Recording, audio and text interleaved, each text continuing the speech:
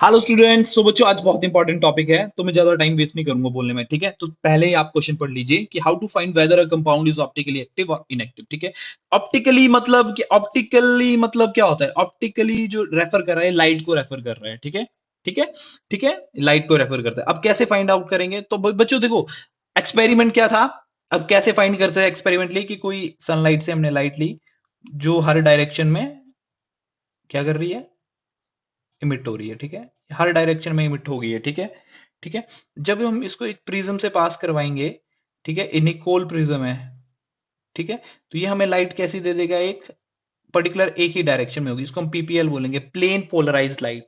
ठीक है, अब हम इसको क्या करेंगे, किसी सॉल्यूशन के थ्रू पास करवाएंगे जिसमें कोई भी मॉलिक्यूल की हमने फाइंड करनी होगी कि ऑप्टिकल एक्टिव या नहीं है। तो उसकी तीन कंडीशंस बनेंगी। क्या बनेंगी? तीन कंडीशन।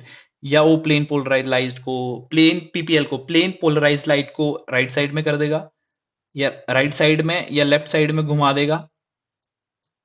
ठीक है, ये ऐसे घुमा देगा, समझ गए? या वो उस पे कोई भी क्या, कुछ भी रिएक्शन नहीं होगी। ठीक है, तो अगर घुमा दी है उसने, अगर रोटेट कर रहा है किसी भी डायरेक्शन को, तो ऑप्टिकली एक्टिव कहलाएगा ये पर्टिकुलर कंपाउंड। ठीक है, और ये क्या है? Optically inactive. समझ गए? अब बच्चों एक्सपेरिमेंट से तो हम पता लगा ले रहे थे, पर हमने अगर देख के पता लगाना हो, अगर तुम्हें कभी ऐसा हुआ कि साइंटिस्ट ने सोचा कि अगर हमने देख के पता लगाना है किसी मॉलिक्यूल को, अगर हमें लैब ना ले जाना पड़े, तो हम क्या करें? तो उन्होंने कुछ कंडीशंस बताई। ठीक है, कंडीशंस, क्या कंडीशंस थी? फर्स्ट कंडीशन ये थी कि मॉलिक्यूल क्या होना चाहिए? वो, अगर तुमने देख के बताना है तो मॉलिक्यूल शुड बी कायरल होना चाहिए। ठीक है, और सेकंड बताया, अच्छा कायरल है तो और क्या होना चाहिए? बताओ, बताओ क्या होना चाहिए?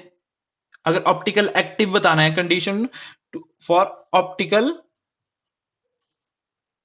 एक्टिव कंपाउंड्स के लिए क्या है? कायरल होना चाहिए। और पीओएस या सीओएस नहीं होनी चाहिए।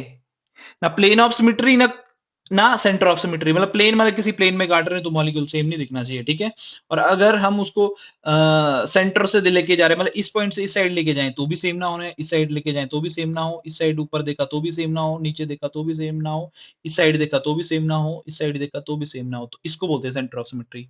एक बीच से देखनी है। ठीक है, सो होप सो बच्चों आपको समझ आया हो कि क्या है optical active. Thank you so much, bye bye, take care.